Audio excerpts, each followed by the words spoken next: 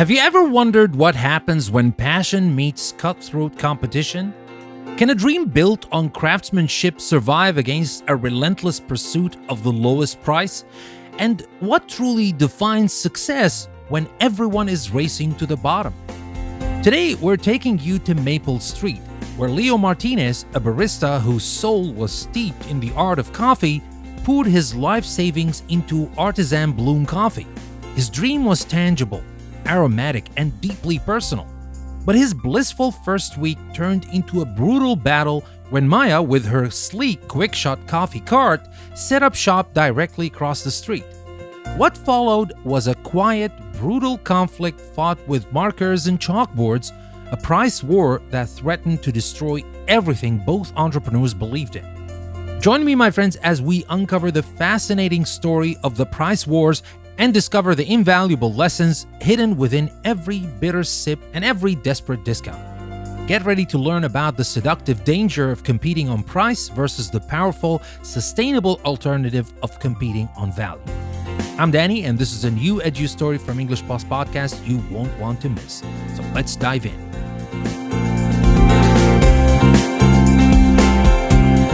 Leo Martinez believed in coffee. Not in the abstract philosophical sense, but in a way that was tangible, aromatic, and deeply personal. He believed in the volcanic soil of the Antigua Valley, the precise 93 degrees Celsius water temperature, the 28-second pull for a perfect espresso shot.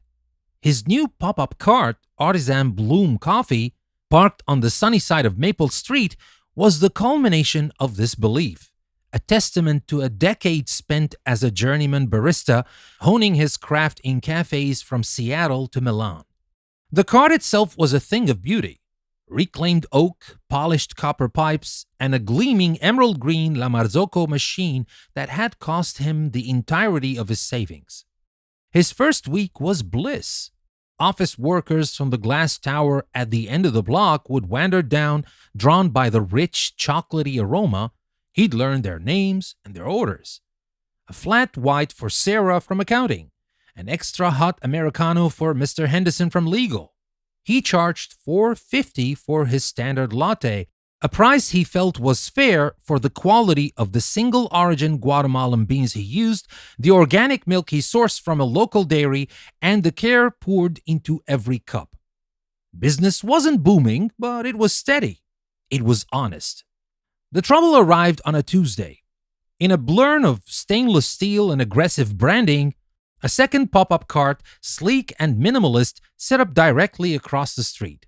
Its sign, in a bold sans-serif font, read, "Quick Shot Coffee."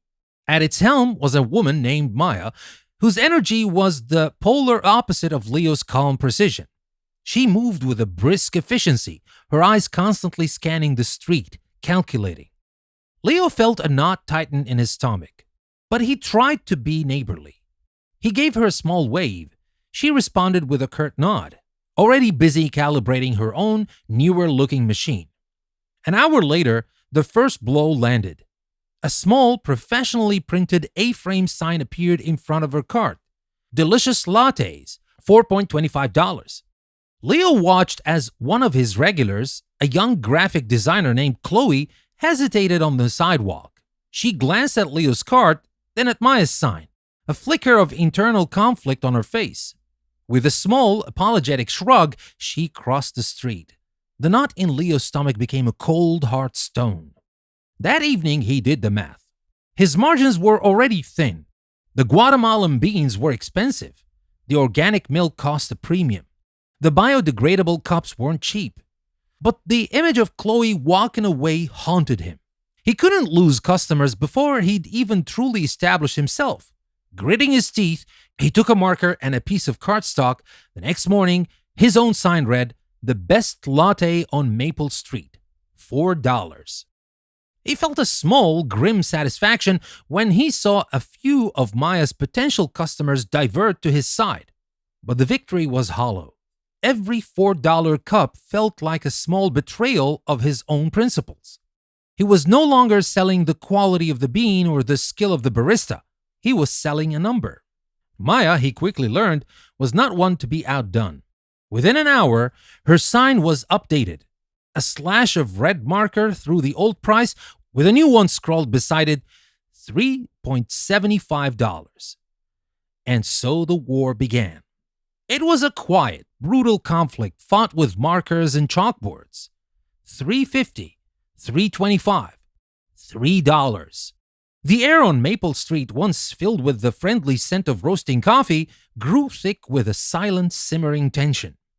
They stopped acknowledging each other, their gazes fixed on the flow of pedestrian traffic, tallying wins and losses in their heads.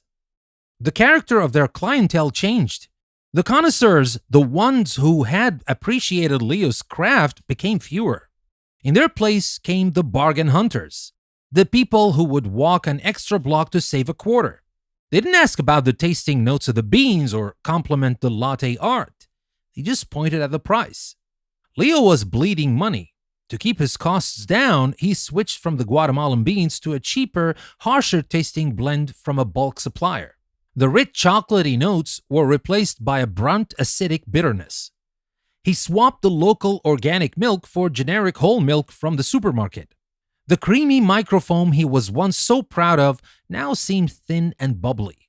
He felt like a fraud.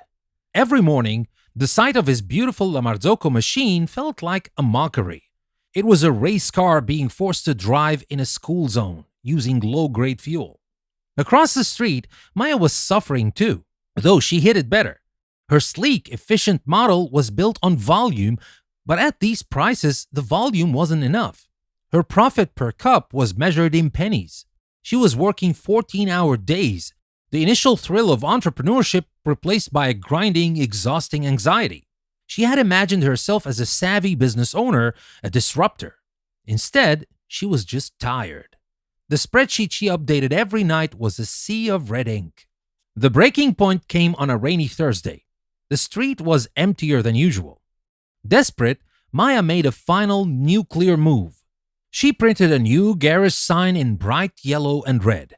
Happy Hour Madness. Old coffee, $1 from 12 to 1 p.m.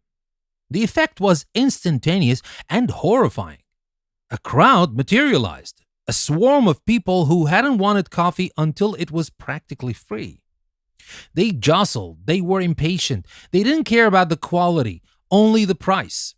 Maya was frantic, pulling shots with sloppy, rushed movements, sloshing milk, her sleek operation descending into chaos.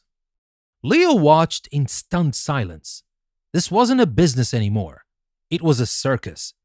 He saw a man take a sip of his dollar coffee, grimace, and toss the nearly full cup into the trash before getting back in line for another. The waste, the indignity of it all made him feel sick. He didn't even try to compete. He just stood there under his awning, the rain dripping down, feeling the last of his dream wash away. At that moment, a man holding a large black umbrella walked up to his cart. He was older, with kind eyes and hands stained the color of coffee grounds. It was Silas, the owner of Silas's Steams, a small, unassuming brick-and-mortar coffee shop a few blocks away. Silas had been there for 20 years. He was a neighborhood institution. "Leo," he said, his voice calm amidst the chaos across the street, "let me have one of your best lattes." Leo felt a flush of shame. It's not my best right now, Silas." "I know," Silas said gently. "Make it for me anyway." Leo made the latte. The beans were bitter, the milk was thin. He didn't even attempt latte art. He handed it to Silas, unable to meet his eyes. Silas took a sip. He didn't flinch, but his expression was sad. "And now," he said, "I'm going to go buy one of hers." He walked across the street, navigated the mob, and returned a few minutes later with one of Maya's dollar coffees. He took a sip of that one too. He looked at the two cups in his hands, then at Leo, then at Maya, who was now staring back, her face a mask of exhaustion and defeat. "Close up for a half hour," Silas called out to her, his voice carrying across the street. "Both of you, meet me at my shop, my treat." 20 minutes later, Leo and Maya sat at a small wooden table in the back of Silas's Steams. The air inside was warm, smelling of cinnamon, old books, and truly excellent coffee. The tension between them was a palpable thing. They sat stiffly, arms crossed, refusing to look at each other. Silas placed 3 cups on the table. The one on the left is yours, Leo. The one on the right is yours, Maya. The one in the middle is mine. He pushed the center cup towards them. It was a simple ceramic mug. The latte art was a perfect multi-layered rosetta. The aroma was intoxicating, sweet, nutty, complex. Taste it, he said. Hesitantly, they both did. The effect was profound. It was everything their coffee was not. It was balanced, rich, and velvety smooth. It tasted of quality, of time, of expertise. It tasted, Leo thought with a pang of longing, like his own coffee used to taste. Your coffee, Silas said, his voice soft but firm, tastes like desperation. Mine tastes like coffee. You know why? They remained silent. Because you've both been asking the wrong question. You've been asking, how can I be cheaper? You've been fighting a war on the floor, trying to see who can dig to the bottom the fastest. Now, let me tell you a secret. There is no bottom. There's always someone willing to be cheaper, to be worse. He leaned forward. The question you need to ask is, how can I be different? How can I be so valuable that a customer will happily walk past a cheaper option to come to me? He gestured around his cozy shop. My rent is 10 times what you pay for your cart permits. My beans are expensive. I'm not the cheapest coffee for 10 blocks, but I'm still here after 20 years. Why? He pointed to a corkboard on the wall covered in photos of smiling customers, birthday cards, and children's drawings. That's Mrs. Gable. She comes every day at 9 o'clock for a decaf cappuccino and a chat. She doesn't come for the price. She comes for the routine, the conversation. That's the team from the startup upstairs. They have a loyalty card. Every 10th coffee is free. They don't come for the price. They come for the reward. I have a deal with the bakery next door. Buy a coffee, get a croissant for half price. People don't come for my price. They come for the value of the package. He looked at Leo. You, Leo, your value was your craft. You were selling art. People paid for the story, for the knowledge that they were drinking something exceptional. You abandoned your greatest strength to fight on her turf. Then he looked at Maya. You, Maya, your value was speed and efficiency. Your name is Quick Shot. You could have created a pre-order app for the office workers, a subscription service, a guaranteed ready in 60-second promise for people on the run. You abandoned your greatest strength to fight on his. He sat back, letting the words sink in. You're not enemies. You're not even really competitors. The person who wants a meticulously crafted single argent pour-over is not the same person who wants a decent coffee in their hand 2 minutes after they ordered it. You were so focused on stealing each other's customers that you forgot to build a relationship with your own. The silence that followed was different. It wasn't tense or angry, but thoughtful, heavy with revelation. For the first time, Leo looked at Maya and saw not a rival, but another struggling entrepreneur just as lost as he was. Maya looked at Leo and saw not a competitor to be crushed, but a craftsman who had lost his way. They left Silas's shop without saying much, but the truce was unspoken and absolute. The next morning, the signs on Maple Street were different. Leo's cart had a new, beautifully hand-lettered board. Artisan Bloom Coffee, it read. Featuring this week Finca El Enierto, Guatemala, tasting notes of jasmine, citrus, and milk chocolate. The perfect latte, $5. He had gone back to his original beans, his organic milk. He was terrified. Amaya's cart was also transformed. The garish yellow sign was gone, replaced by a clean, professional one. Quick Shot Coffee. In a hurry, pre-order on our app and skip the line. Your perfect latte, fast, $4.75. Loyalty cards available. The first hour was quiet. Leo's hands trembled as he dialed in the grinder. Then Chloe, the graphic designer, walked up to his cart. I heard you brought the good stuff back, she said with a smile. One of your best, please. Leo's heart swelled with a relief so potent it almost brought him to his knees. He made her the best latte of his life. Across the street, a stream of office workers, phones in hand, were walking straight up to Maya's cart, picking up pre-labeled cups and leaving all within a minute. She was moving with her old efficiency, but this time there was no frantic anxiety, only a focused, confident energy. The war was over. There were no victors in the traditional sense, but on Maple Street, two very different businesses had finally learned to thrive. They had stopped fighting over the price of a cup of coffee and started selling something far more valuable. Leo was selling an experience, Maya was selling convenience. And on both sides of the street, business was finally, truly blooming.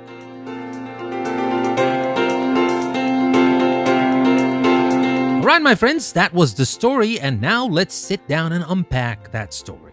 Because the battle between Leo and Maya on Maple Street is more than just a tale of two coffee carts. It's a classic business parable that plays out every single day in industries all over the world, from tech startups to local bakeries to global airlines.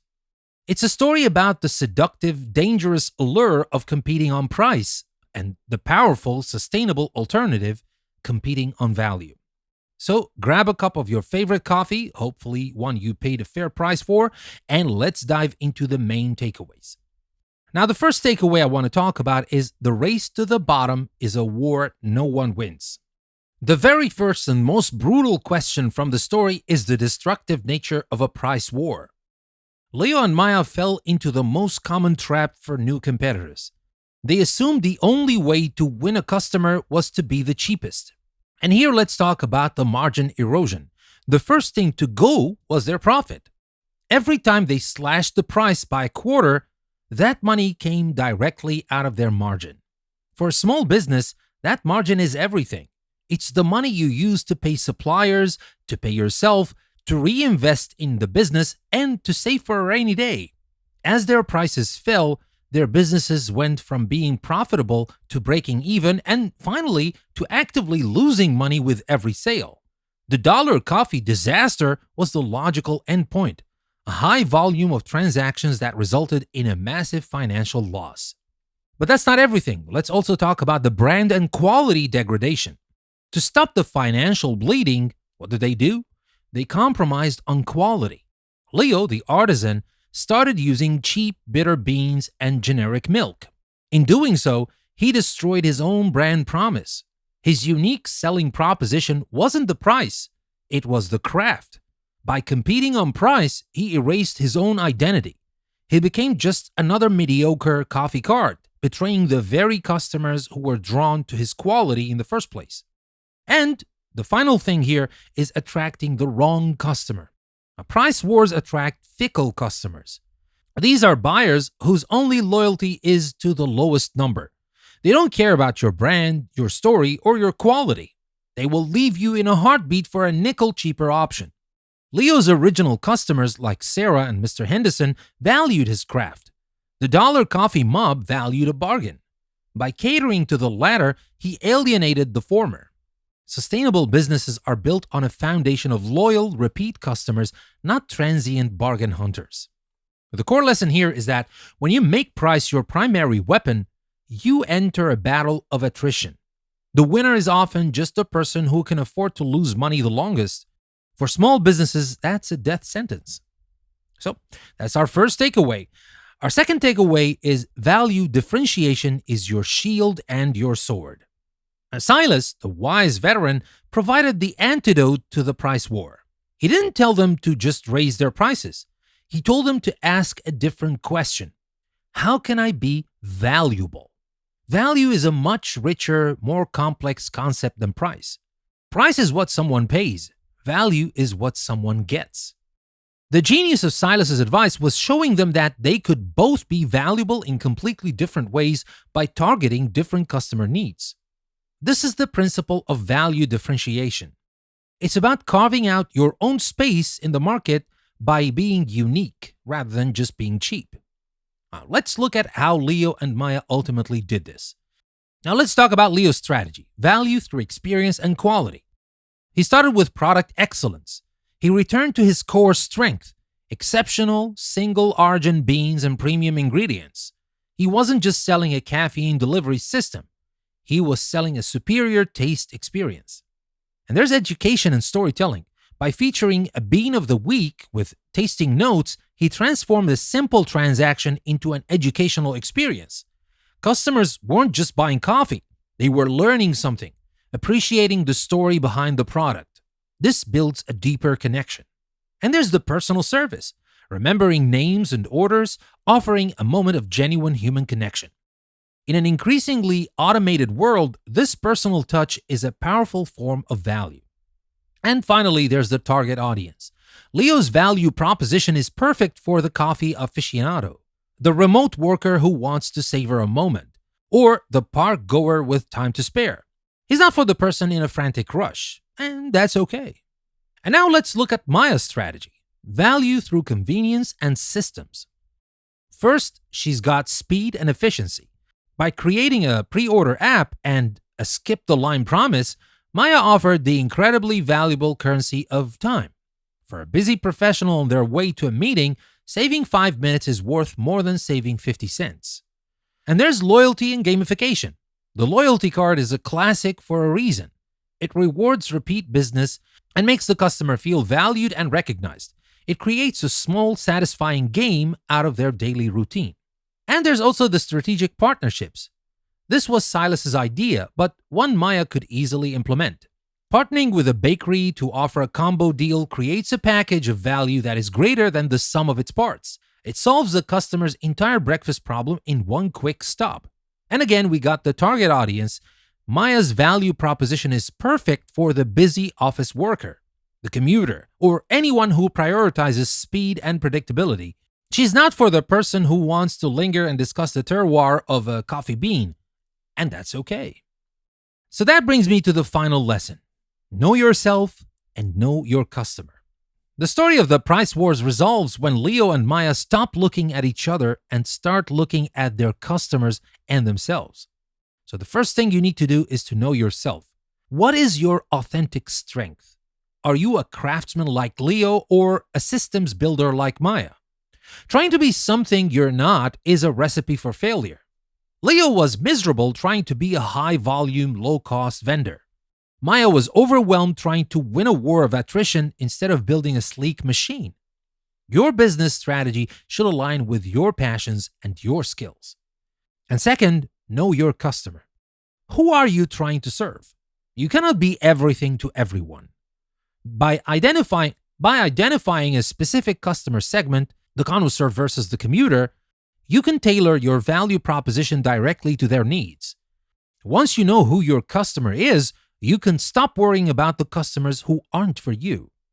Leo no longer needed to stress about the person who just wanted the fastest, cheapest caffeine hit. That wasn't his customer. So, by defining their unique value and their target customer, Leo and Maya effectively exited the war. They weren't competing for the same dollar anymore because they were selling two different things. They created their own mini monopolies on the same street: the monopoly of best experience and the monopoly of best convenience. All right, my friends, that's in a nutshell the price war story and what we can learn from it. But now I will share a couple of resources that you can use to dive even deeper into this topic. If this story resonated with you, here are some ways to explore these concepts even further. Read Blue Ocean Strategy by W. Chang Kim and Renee Mauborgne. This is the seminal book on the idea of creating uncontested market space, blue oceans, rather than fighting bloody battles with competitors in red oceans. The story of Leo and Maya is a perfect illustration of moving from a red ocean to two separate blue ones. And you can explore the work of Seth Godin. His books, particularly This Is Marketing and Purple Cow, are all about the idea of being remarkable, telling a better story, and earning the trust and attention of a specific audience rather than shouting at everyone. Leo created a purple cow through his craft. You can also analyze your favorite brands. Now, think about why you choose one brand over another. Is it purely price? Or is it design, like Apple, convenience, Amazon Prime, community, Peloton, or experience, Starbucks Reserve Roasteries? Deconstruct their value proposition. and ask yourself the hard questions. If you have a business or an idea, apply the lessons from Maple Street. What is the dollar coffee trap in my industry? What is my authentic strength? Am I a Leo or a Maya? Who is my specific ideal customer and what do they truly value? And what are 3 ways I can add value that have nothing to do with lowering the price? Now, the price war on Maple Street ended in a truce born of wisdom. In the real world, it often ends with one or both businesses closing their doors for good.